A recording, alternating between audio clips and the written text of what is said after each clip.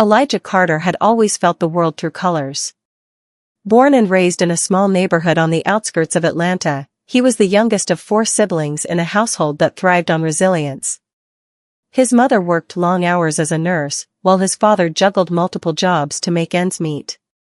They didn't have much, but Elijah always found joy in the vibrant murals that adorned the walls of their neighborhood. They were more than just art, they were stories of survival, resistance, and community. From a young age, Elijah showed a knack for sketching. While other kids played ball on the streets, Elijah sat on the porch with a pencil and paper, sketching everything from the stray cat that roamed the block to the faces of the people in his community. But life was far from easy. His family struggled financially, and his dream of becoming an artist seemed like a luxury they couldn't afford. "You're talented, Elijah," his mother would say as she hung his drawings on the refrigerator. "But talent doesn't pay the bills." Her words weren't meant to discourage him, they were a reminder of their reality. Elijah knew this, and yet he couldn't shake the feeling that his art was his calling. By the time he reached his early 20s, Elijah had developed a distinct style of painting, raw, emotional, and deeply tied to his heritage. His works were bold, a mix of vivid colors and abstract shapes that seemed to dance on the canvas. He painted his struggles, his joys, and the stories of his community. But breaking into the art world felt like an insurmountable challenge. Galleries turned him away without a second glance, often dismissing him with a patronizing smile. "Your work doesn't align with our current aesthetic," they'd say, thinly veiling their biases. Elijah understood the unspoken words, "You don't belong here." One day, a friend suggested he visit Harper Gallery, one of the most prestigious galleries in the city. The gallery was owned by Madison Harper, a woman known for her sharp wit, business acumen, and an unyielding sense of superiority. Madison was notorious for her elitism, curating works from artists with established pedigrees while dismissing those she deemed unworthy. "Maybe she'll see your potential," Elijah's friend said, though even he sounded doubtful. With his heart pounding, Elijah gathered a portfolio of his best work and headed to the gallery. Walking into Harper Gallery felt like stepping into another world. The walls were pristine, adorned with carefully curated pieces that seemed to scream affluence. Guests sipped champagne as they discussed art with an air of pretentiousness. Elijah felt out of place in his worn jeans and paint-streaked hoodie, but he squared his shoulders and approached the front desk. "I'd like to speak with Ms. Harper," he said, his voice steady despite the knot in his stomach. The receptionist, a young woman with a clipboard and an icy demeanor, looked him up and down. "Do you have an appointment?" "No, but—" "Ms. Harper doesn't take walk-ins," she interrupted, her tone dismissive. Before Elijah could respond, a voice cut through the tension. "Is there a problem?" It was Madison Harper herself, a tall woman with an impeccable blazer and a gaze sharp enough to cut glass. Elijah introduced himself and explained that he was an artist looking for representation. Madison's eyes flickered to the portfolio in his hands, but her expression remained impassive. "Let me see," she said curtly, holding out her hand. Elijah handed her the portfolio, his palms sweaty. As Madison flipped through the pages, her lips curled into a smirk. "This is what you brought me," she said, her voice dripping with condescension. "It's amateurish at best. The colors are chaotic, the compositions lack depth, and there's no sophistication. Frankly, I wouldn't waste wall space on this." Elijah's face burned with humiliation. "I was hoping you'd see the emotion behind the work," he said, struggling to keep his voice steady. Madison let out a short laugh. "Emotion? Art is about more than emotion. It's about refinement, technique, and marketability.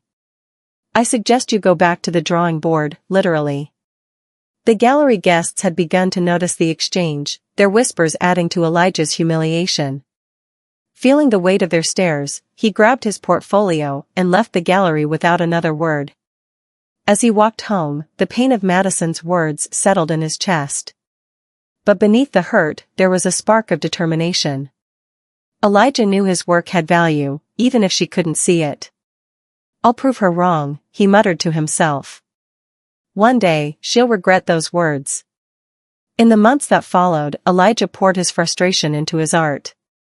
He painted late into the night, experimenting with new techniques and pushing the boundaries of his creativity. He also began uploading his work to social media, using platforms like Instagram to reach a wider audience. Slowly but surely, his art started gaining traction. People from all over the world left comments praising his unique style and the raw emotion in his pieces. One day, Elijah received a direct message from a well-known art collector. The collector, impressed by Elijah's work, offered to purchase one of his paintings for $10,000, a sum that felt almost unreal to Elijah. It was the first of many such offers, and before long, Elijah's work was selling for prices he had only dreamed of. Despite his growing success, Elijah remained grounded. He continued to create from a place of authenticity, drawing inspiration from his community and experiences. He also made a point to support other struggling artists, sharing their work on his platform and encouraging them to pursue their dreams. But Elijah hadn't forgotten Madison Harper. He hadn't forgotten the way she had dismissed him, mocked him, and made him feel small. And as his reputation grew, so did his desire to confront her. Not out of spite, but to show her the error of her ways. Little did he know, the opportunity would come sooner than he expected. Months turned into a year, and Elijah Carter's life began to change in ways he had never imagined. The viral success of his artwork on social media had thrust him into the limelight of the art world. Collectors, curators, and art enthusiasts from around the globe clamored for his unique pieces, drawn to the raw emotion and cultural depth embedded in his work. But Elijah didn't let the sudden wave of success distract him from his ultimate goal, proving his worth in a world that had dismissed him. A digital renaissance. The digital platforms that once seemed insignificant became the foundation of Elijah's career. His Instagram profile, once followed by only friends and family, grew into an art portfolio admired by thousands. Art communities on Twitter and Tumblr began sharing his work, their posts reaching audiences Elijah never thought he could touch.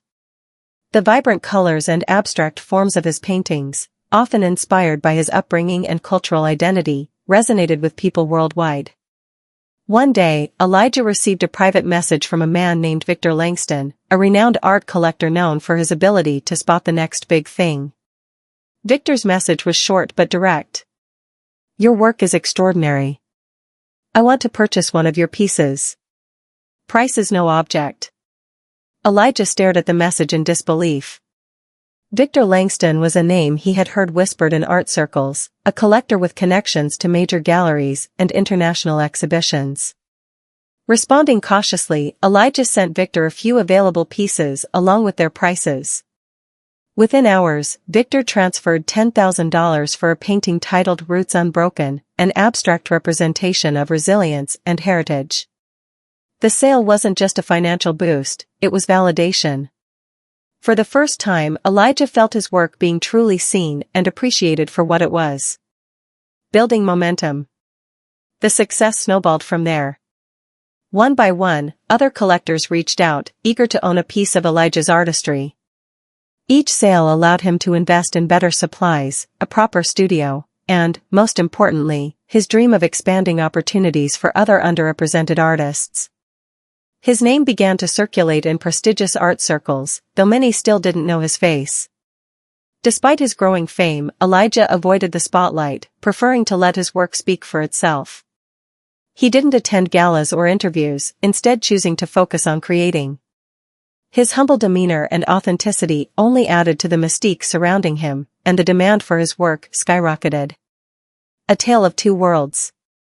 As Elijah's career ascended, Madison Harper's gallery began to struggle. Harper Gallery, once a shining beacon of exclusivity and prestige, was losing its footing in an art world that was rapidly evolving. Younger collectors were drawn to fresh, authentic voices like Elijah's rather than the cookie-cutter aesthetic Madison championed. Madison remained oblivious to Elijah's success. To her, he was just another nameless face who had walked into her gallery months ago. She continued to cling to outdated ideals, believing that true art could only come from established pedigrees and well-connected circles.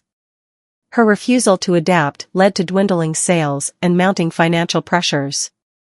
Desperate to keep her gallery afloat, Madison began seeking investors. But her reputation for elitism and her unwillingness to embrace diversity made potential partners wary. The big break. Meanwhile, Elijah's breakthrough moment came when an international art festival in Paris invited him to showcase his work.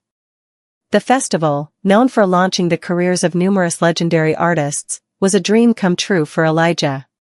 It was here that his art would be introduced to a global audience. One of the curators, Sophie Dupont, spoke passionately about why she had chosen Elijah's work. Elijah Carter's art speaks to the soul, Sophie said during a press conference. It captures the struggles and triumphs of a community often overlooked. His use of color, texture, and abstraction is groundbreaking. He is the voice the art world needs right now. The exhibition was a resounding success. Critics raved about Elijah's work, with many hailing him as a visionary. Collectors bid astronomical amounts for his pieces, and the buzz surrounding his name reached a fever pitch. Buying back the narrative. Elijah's newfound wealth and influence presented an opportunity he hadn't anticipated. While he was thrilled by his success, he couldn't ignore the systemic barriers he had faced as a black artist. He began investing in ventures aimed at creating spaces for marginalized artists. This included purchasing struggling galleries and converting them into inclusive hubs for diverse art. One day, Elijah's financial advisor presented an intriguing opportunity. Harper Gallery was on the brink of collapse and seeking buyers. At first, Elijah hesitated. The memory of Madison Harper's condescending words still stung. But as he thought about the symbolic weight of buying her gallery, he couldn't resist. It wasn't about revenge, it was about reclamation. Elijah decided to purchase the gallery through a shell company, keeping his identity hidden for now.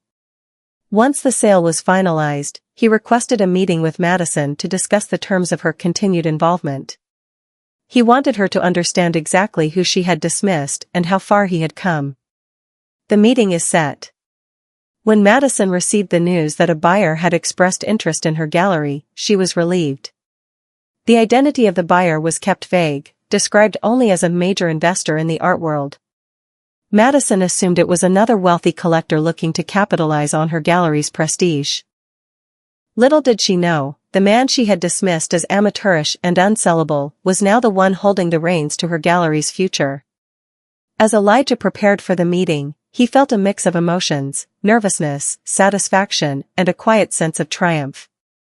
This wasn't just about proving Madison wrong, it was about challenging the biases and barriers that had plagued his journey.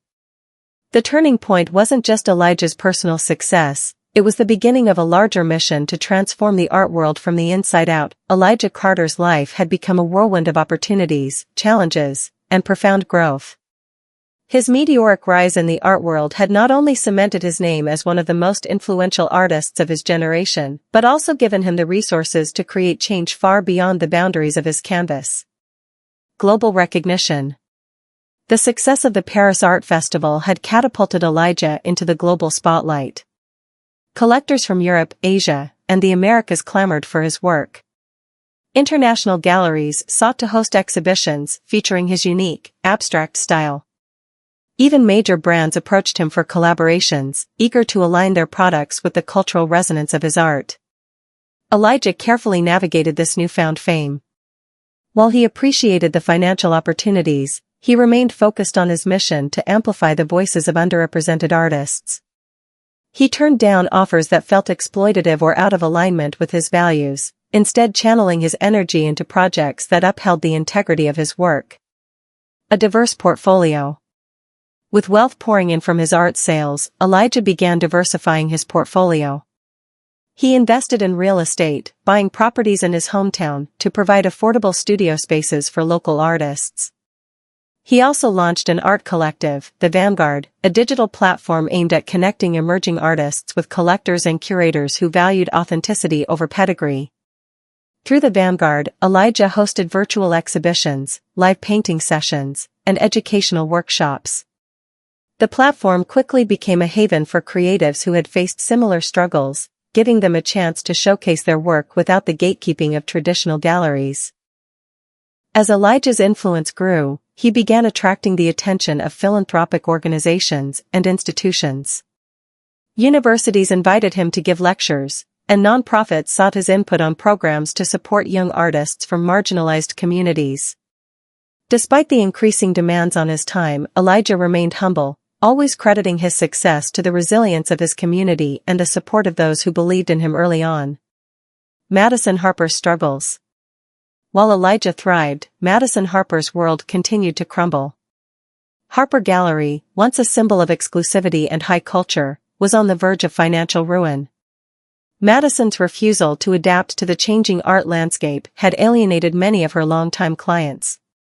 Younger collectors were uninterested in her rigid, outdated approach, opting instead for artists who represented fresh perspectives and modern narratives.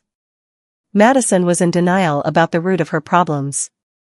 She blamed external factors, economic downturns, shifting trends, even social media, for the gallery's decline, refusing to acknowledge her own biases and unwillingness to evolve. Her staff had dwindled, her exhibitions drew sparse crowds, and she found herself scrambling to keep the doors open.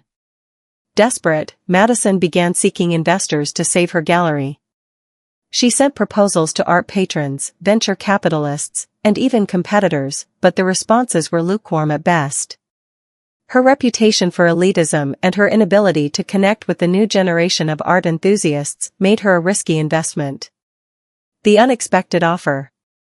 Amidst her growing despair, Madison received a surprising offer. A prominent art investor, represented by a sleek financial firm, expressed interest in purchasing her gallery. The buyer, who chose to remain anonymous, had a reputation for supporting innovation and fostering diversity in the arts. At first, Madison was hesitant. Selling the gallery would mean relinquishing control over the very institution she had built from the ground up. But as the financial pressures mounted, she realized she had little choice. The gallery's survival, even under new ownership, was better than total closure. The meeting with the buyer was scheduled, and Madison prepared herself to negotiate terms. She hoped to retain a leadership role, confident that her experience and connections could still add value to the gallery's future. Elijah's strategic entry. Elijah had meticulously orchestrated the acquisition of Harper Gallery through his investment firm, ensuring his identity was kept secret. He wanted Madison to confront the reality of her biases, without the cloud of familiarity influencing her reactions. The day of the meeting arrived. Elijah dressed sharply, trading his usual casual attire for a tailored suit that exuded confidence and authority. He entered the conference room with his lawyer and financial advisor, greeted by Madison and her small team. Madison's eyes flicked to him briefly, then away, failing to recognize him. "Thank you for considering our proposal," Madison began, her tone professional but tinged with desperation. "Harper Gallery has been a cornerstone of the art world for decades. With the right support, we can restore its prominence." Elijah listened patiently, his expression unreadable. He let Madison present her pitch, detailing her plans to revitalize the gallery. She spoke of rebranding, attracting high-profile artists, and modernizing their marketing strategies, all while maintaining the gallery's prestige. When Madison finished, Elijah leaned forward, his hands clasped on the table. "It's clear you put a lot of thought into this," he said evenly. "But before we move forward, I'd like to address something."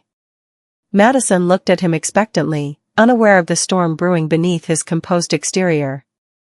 "You see, Ms. Harper," Elijah began, "this gallery represents more than just a business opportunity to me. It represents a chance to dismantle some of the very barriers I faced when I first started as an artist." Something in his tone made Madison pause.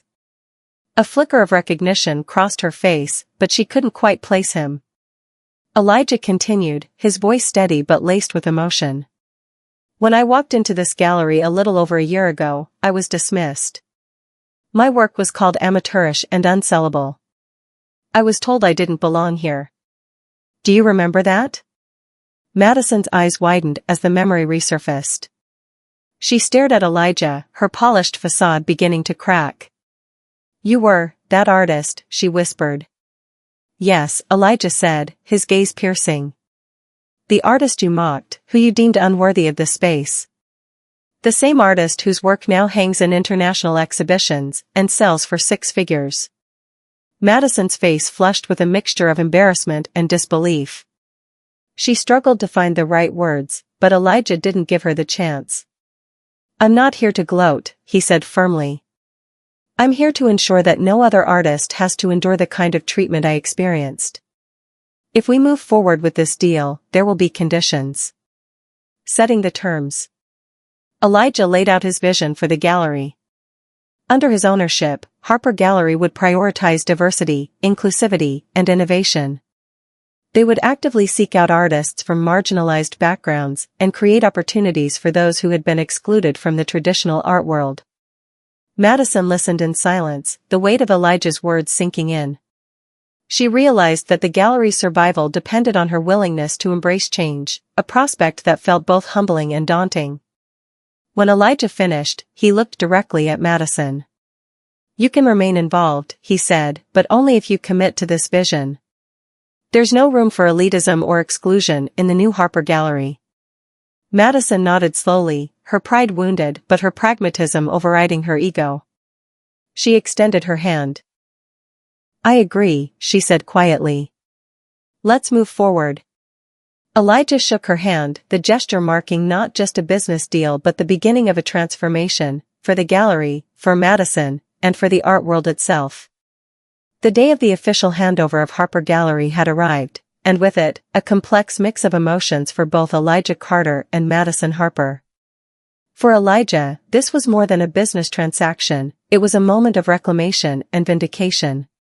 For Madison, it was a humbling reminder of how her own biases had blinded her to the changing tides of the art world. Their confrontation was not just personal, it was symbolic of a larger conversation about inclusion, respect, and the value of diverse voices in the arts. Preparations for the meeting.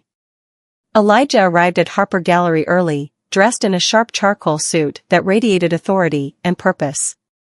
He wanted no distractions, no misconceptions about who he was or why he was there. He had spent the previous night reviewing the gallery's operations, making notes on areas that required immediate transformation. The gallery's rigid curatorial policies, its narrow client base, and its exclusionary practices were high on his list of priorities. Madison, on the other hand, was grappling with an unfamiliar sense of vulnerability. She had spent decades at the helm of the gallery, believing her approach to art curation was unimpeachable. But Elijah's rise, and his decision to acquire her gallery, forced her to confront the uncomfortable truth: she had underestimated him and many others like him. As she sat in her office, reviewing the agenda for the meeting, Madison caught her reflection in the polished glass of her desk. For the first time, she saw not the confident arbiter of artistic excellence she had long believed herself to be, but a woman at a crossroads. The confrontation begins. The meeting took place in the gallery's grand conference room, a space designed to impress. The walls were adorned with framed black and white photographs of past exhibitions, a visual testament to the gallery's history. Madison sat at one end of the long mahogany table, her posture stiff but her expression guarded. Elijah entered the room, his calm demeanor masking the intensity of his purpose. "Good afternoon, Ms. Harper," Elijah said, his voice even and professional as he took his seat across from her. "Mr. Carter," Madison replied, her tone formal. "Thank you for coming." There was a moment of silence as their gazes met.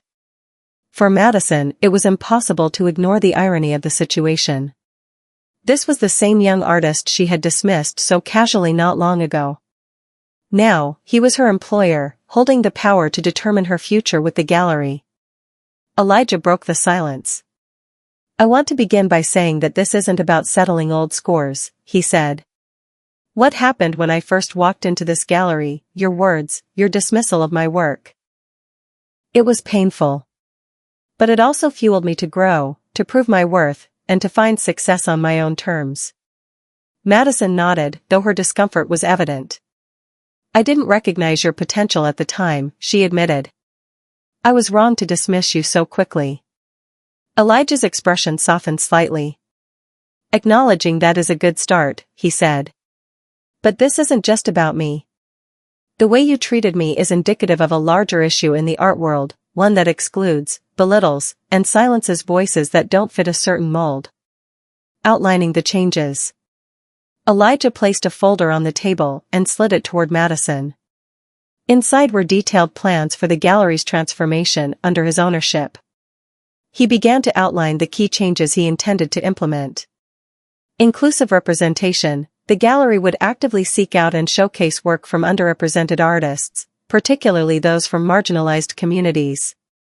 Accessible pricing. While the gallery would still cater to high-end collectors, it would also introduce programs to make art more accessible to everyday people, including limited edition prints and community events. Educational initiatives, workshops, artist talks, and mentorship programs would be established to nurture emerging talent and connect them with resources and opportunities. Transparency. The gallery's financial operations, including artist commissions and pricing structures, would be made more transparent to build trust within the art community.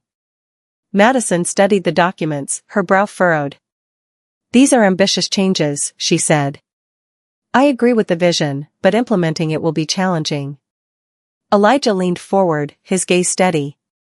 "Change is always challenging, Ms. Harper. But it's necessary. If this gallery is to survive and thrive in the future, it must adapt." Madison looked up at him, her expression a mix of resignation and curiosity. "Why are you keeping me involved?" she asked. "You could have easily replaced me." Elijah smiled faintly. "Because I believe in redemption. You have decades of experience and connections that can be valuable, if you're willing to change your perspective. I'm not here to erase the past, but to build a better future." Tension and transformation. The conversation grew more intense as they delved into specifics. Madison pushed back on some of Elijah's proposals, questioning their feasibility and whether they might alienate the gallery's traditional clientele. Elijah countered with data and examples of other galleries that had successfully embraced inclusivity without sacrificing prestige. "There's a growing demand for authentic, diverse voices in the art world," Elijah said firmly. "People are tired of the same old narratives. If this gallery wants to remain relevant, it has to evolve." Madison sighed, her resistance beginning to crumble. "You're right," she said finally. "I've been holding on to outdated ideals. It's hard to let go, but I see now that it's necessary." Elijah nodded, sensing the sincerity in her words. "Change isn't easy, but it's worth it," he said. "And if you're truly committed to this vision, I believe we can create something extraordinary together." A symbolic moment. As the meeting drew to a close, Elijah stood and extended his hand to Madison. "This isn't just a business partnership," he said. "It's a chance to make amends, not just for what happened between us, but for the barriers this gallery has upheld for years." Madison hesitated for a moment, then stood and shook his hand. "Thank you for giving me this opportunity," she said quietly. "I won't let you down." Elijah smiled, a sense of closure washing over him. "Let's get to work," he said. The first steps. In the weeks that followed, Elijah and Madison worked together to implement the gallery's transformation. Madison, though initially resistant, began to embrace the new direction, finding inspiration in the energy and passion of the artists they now represented. The gallery's first exhibition under Elijah's ownership was a resounding success, featuring a diverse array of artists whose work celebrated resilience, identity, and innovation. The media took notice, hailing the new Harper Gallery as a groundbreaking force in the art world. Madison, once the epitome of exclusivity, publicly acknowledged her mistakes and praised Elijah's vision. Her humility earned her newfound respect, while Elijah's leadership solidified his role as a trailblazer. The transformation of Harper Gallery under Elijah Carter's leadership was nothing short of revolutionary. It became a symbol of inclusivity and progress in the art world, reflecting the values Elijah had championed throughout his journey. The journey to this point had been long and arduous, but as the grand opening of the reimagined gallery approached, Elijah and Madison Harper found themselves reflecting on how far they, and the gallery, had come.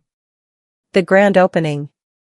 The day of the gallery's grand reopening was one filled with anticipation. The once exclusive Harper Gallery had shed its old identity, emerging as a vibrant hub of culture and diversity. The pristine white walls that had previously displayed works from a narrow group of artists now showcased an eclectic mix of pieces from creators around the globe. Each painting, sculpture, and installation told a unique story, celebrating themes of resilience, identity, and transformation. Invitations to the event had been sent far and wide, attracting art enthusiasts, critics, collectors, and the public. A red carpet stretched out in front of the gallery, lined with photographers eager to capture the rebirth of an institution that had once been seen as a relic of an outdated era. Elijah stood at the entrance, dressed in a sleek black suit. His calm demeanor belied the emotions bubbling beneath the surface: pride, excitement, and a lingering disbelief that this moment was real. Beside him was Madison. Harper, her usual air of cold superiority replaced with a quiet humility.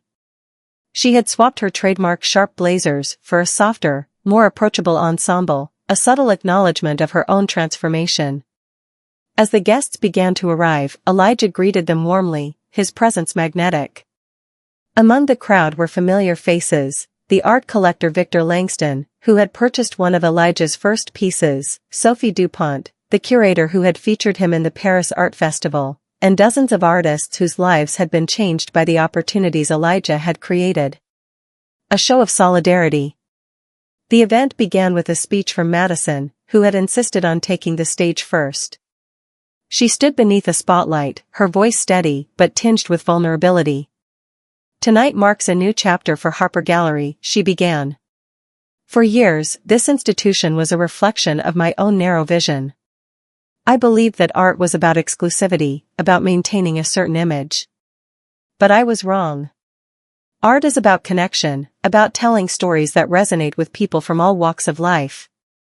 She paused, her gaze sweeping over the audience. "I owe this realization to Elijah Carter. He opened my eyes to a world of possibility, to the importance of embracing voices that have long been silenced. It is because of him that this gallery stands here today, renewed and reimagined. Elijah, thank you for challenging me, for believing in change, and for giving me the chance to be part of something greater." The room erupted in applause as Madison stepped aside, her humility earning her a respect she had never experienced before. Elijah took the stage next. He stood tall, his presence commanding yet approachable. His voice was rich with emotion as he began to speak. "Thank you, Madison, for your words, and for your willingness to embrace this journey of transformation," he said. "Tonight isn't just about the rebirth of a gallery, it's about the power of resilience, redemption, and community. This space belongs to the artists whose voices deserve to be heard and to the people who believe in the stories they tell." He gestured toward the art adorning the walls. "Each piece in this gallery is a testament to the strength of the human spirit. They reflect the diversity of our world, the struggles we face, and the triumphs we celebrate. This is what art should be, a mirror that shows us who we are and who we can become." Elijah's speech was met with a standing ovation, the crowd moved by his passion and authenticity. An evening of celebration. The rest of the evening was a celebration of art and connection. Guests wandered the gallery, marveling at the range of works on display. Sculptures made of recycled materials told stories of environmental resilience. Abstract paintings depicted the vibrancy of cultures from around the world. Photographs captured moments of intimacy and strength in everyday life. Artists mingled with collectors and critics, their conversations filled with excitement and gratitude. Elijah moved through the crowd, greeting old friends and making new connections. Everywhere he went, people expressed their admiration for what he had achieved. Madison, too, found herself engaging with guests in a way she never had before. She listened to the stories behind the art, her perspective shifting with each conversation. For the first time, she felt not as an authority on art, but as a student, learning from the voices she had once ignored. Private reflections. As the evening wound down, Elijah and Madison found themselves alone in the gallery, the room now quiet and still. They stood before a massive canvas titled Rebirth, one of Elijah's newest works. The painting was an explosion of color and texture, a visual representation of transformation and hope. You've come a long way, Madison said, breaking the silence. Not just as an artist, but as a leader. Elijah smiled. And you've come a long way too. It takes courage to admit when you're wrong and even more to change. Madison nodded, her gaze fixed on the painting. I never thought I'd see the day when I'd be grateful to someone for challenging me. But I am. You've given this gallery, and me, a second chance. Elijah placed a hand on her shoulder. We're all capable of growth. What matters is what we do with it. Legacy and impact. The success of the gallery's grand reopening sent ripples through the art world. Media outlets praised the transformation, calling it a blueprint for the future of galleries. Critics lauded Elijah's leadership and Madison's willingness to embrace change. The gallery became a beacon for artists who had long been overlooked, and its exhibitions drew visitors from across the globe. Elijah continued to expand his efforts, launching new initiatives through the vanguard and mentoring young artists. His influence extended beyond the art world, inspiring other industries to prioritize diversity and authenticity. Madison, now an advocate for inclusivity, used her platform to speak about her journey and the importance of challenging biases. Her transformation became a powerful story of redemption, proving that it's never too late to change. A moment of reflection. 1 year after the reopening, Elijah stood in the gallery's main hall, watching as a group of schoolchildren toured the space. Their faces lit up with wonder as they explored the art, their laughter echoing through the room. Madison approached him, a soft smile on her face. It's amazing, isn't it, she said. Seeing the next generation connect with art in a way I never thought possible. Elijah nodded. It's everything I dreamed of, and more. They stood in silence for a moment, taking in the scene.